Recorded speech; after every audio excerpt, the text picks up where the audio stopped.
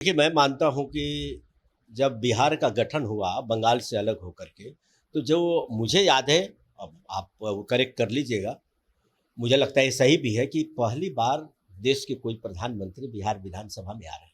देखिए, शताब्दी समारोह मनाया जा रहा है बिहार विधानसभा का, तो उसके उद्घाटन समारोह में कौन आए? महामहिम राष्ट्रपति जी आए जी। और समापन में माननीय प्रधानमंत्री जी समय दे रहे हैं। तो इसके लिए तो प्रधानमंत्री जी की भूरी भूरी प्रशंसा करनी चाहिए बिहार वासियों को, चाहे ऑपोजिशन है कोई। ये कोई पॉलिटिकल कार्यक्रम तो नहीं है।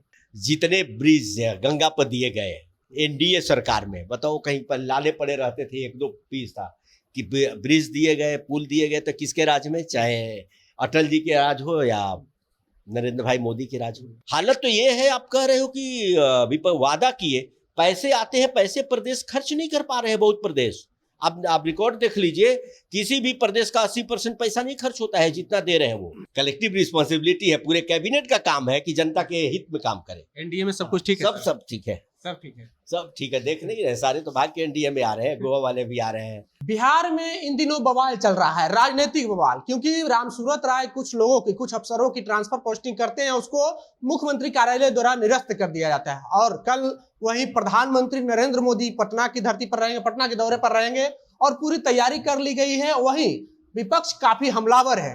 इन सभी मुद्दों पर बात करेंगे। हमारे साथ में पूर्व विधायक रामेश्वर चौरसिया हैं। सर, कल प्रधानमंत्री आ रहे हैं और विपक्ष भी पूरी तैयारी कर ली है विरोध का। देखिए, मैं मानता हूँ कि जब बिहार का गठन हुआ बंगाल से अलग होकर के, तो जो मुझे याद है, अब आप करेक्ट कर लीजिएगा, मुझे लगता है ये सही भी है कि पहली बार देश के कोई प्रधानमंत्री बिहार विधानसभा में आ रहे हैं और ये बिहार के लिए, वासियों के लिए भी गौरव की बात है।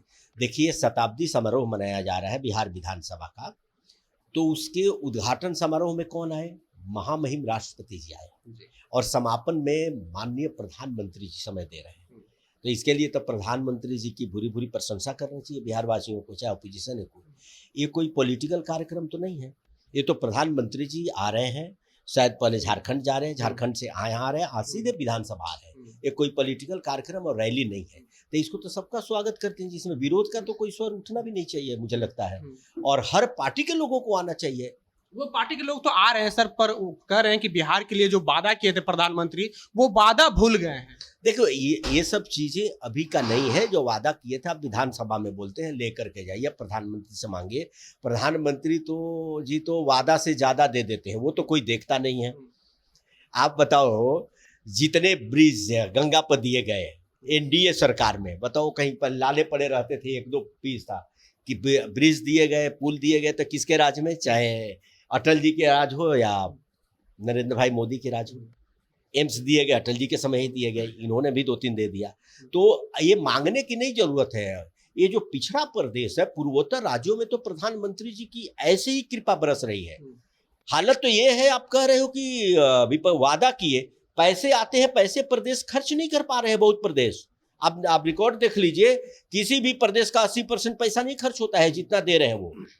50%, 60% खर्च होता है। मैं तो कहता हूँ आप अपनी एफिशिएंसी बढ़ाइए और खर्च कीजिए, ये तो अच्छी बात है। बिहार में क्या चल रहा है सर? रामसूरत राय बताया जा रहा है कि बीजेपी से नाराज चल रहे हैं। देखिए, जो कैबिनेट की बात है, सरकार की बात है, उस पर हम लोग बोलते भी नहीं है। एक कैबिनेट की कलेक्टिव रिस्पॉन्सिबिलिटी होती है। वो जो कैबिनेट बैठक होती है, वो सबके अंग होते हैं मुख्यमंत्री जी के अंदर। तो ये सब वहाँ का मामला है, वो आपस में बैठ के निपट लेंगे।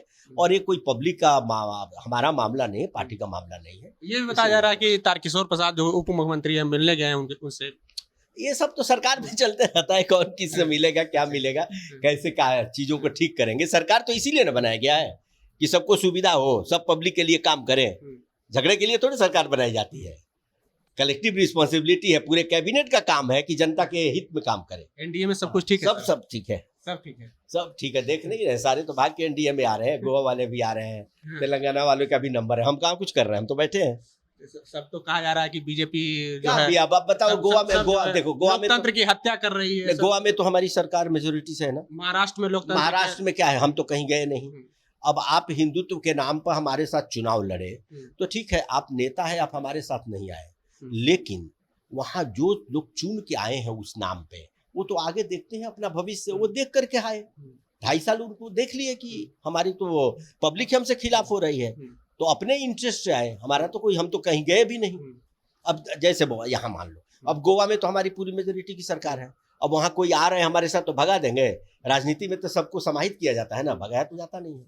अच्छा, भारतीय जनता पार्टी अगर इस तरह से खेला कोई करती है, कोई विधायक को अपने पार्टी में शामिल कर लेती है, तो विपक्ष द्वारा क्यों कहा जाता है कि आप लोग लोकतंत्र की हत्या कर रहे ये हैं? तो पहले भी होता था। आप याद करो, जब कांग्रेस की सरकार थी, कहीं किसी की सरकार बन जाए तो वो लोग देखते थे कि नॉर्थ ईस्ट की बात चले, हमारा भविष्य सुरक्षित कांग्रेस की सरकार में केंद्र में उसकी है, तो लोग जाते थे जनता की भलाई के लिए। आखिर वहां रहेंगे तो ज्यादा पैसे आएगा, ज्यादा प्रोजेक्ट मिलेगा, ज्यादा काम होगा, यही ना चाहता है नेता लोग। नहीं तो ये तो प्रकृति का नियम है, ये कोई भारतीय जनता पार्टी के साथ है ऐसा नहीं है, ये प्रकृति का नियम है। और हिंदुस्तान का इतिहास देख लीजिए आप बताओ तो 70 साल तक कांग्रेस की तूती बोलती थी तो कोई सवाल उठाता है? मणिपुर में कैसे सरकार गिर गई, वहां कैसे सरकार गिर गई। अच्छा सर, ये बताइए बिहार में क्या चल रहा है? बिहार में कहा जा रहा है भारतीय जनता पार्टी के कई नेता द्वारा कि अफसरशाही यहाँ पे बहुत ही हावी है कई मंत्रियों पर। अब जो कह रहे हैं उससे पूछो, मैं तो ना अफसर के पास जाता हूँ ना काम हमको पड़ता है अफसर से। अफसरशाही हावी नहीं होनी चाहिए लोकतंत्र में, विधायिका सर्वोपरि है। कहने को लोग कह रहे हैं विधायिका को मजबूत रहना चाहिए और अफसरशाही को कभी हावी नहीं होने देना चाहिए। अफसरशाही का हावी होना किसी भी सिस्टम के लिए भ्रष्टाचार की उत्पत्ति है। इसीलिए लोकतंत्र में विधायिका जितनी मजबूत हो, जितनी सशक्त हो, उतना ही लोकतंत्र मजबूत होता है। अफसर तो योजनाओं के कार्यान्वयन के लिए है, अफसरशाही हावी हो जाएगी तो भ्रष्टाचार बढ़ेगा। मैं इससे सहमत नहीं हूँ। इसीलिए अफसरशाही अगर हो भी रही है, कहीं कोई शिकायत करता है तो इसको तुरंत कंट्रोल करना चाहिए। ये भी बीजेपी के कई मंत्री आरोप लगा रहे हैं कि बीजेपी के कोटे से जितने मंत्री हैं उनका बात नहीं सुना जा रहा। मंत्री आरोप रहे, मंत्री से पूछो, हमारे डिप्टी सीएम से पूछो। अच्छा, डिप्टी सीएम ये हम लोग क्या कर सकते हैं इसमें, ये मंत्रिमंडल का अलग मामला है, इसमें पार्टी के लोग कमेंट नहीं करते। मंत्रिमंडल के लोग ही जवाब देंगे। ठीक ठाक चल रहा है तभी तो चल रहा है इतने सालों से, बताओ तो।